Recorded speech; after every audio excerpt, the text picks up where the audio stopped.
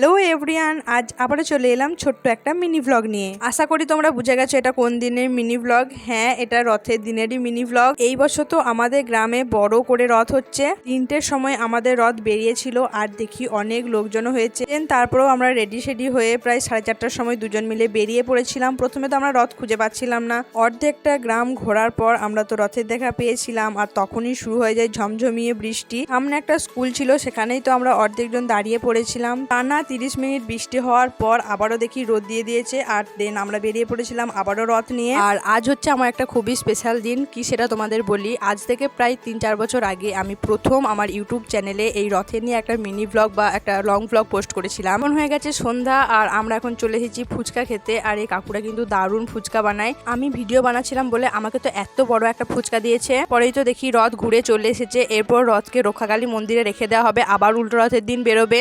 একটা বুনু আমাদের দুজনকে এই পটেটো বিস্কুটটা দিয়েছিল, তো এটা খেতে খেতে আমরা এখন বাড়ি যাচ্ছি। তো আজকের মতো ভিডিওটা এত দূরই, বাই।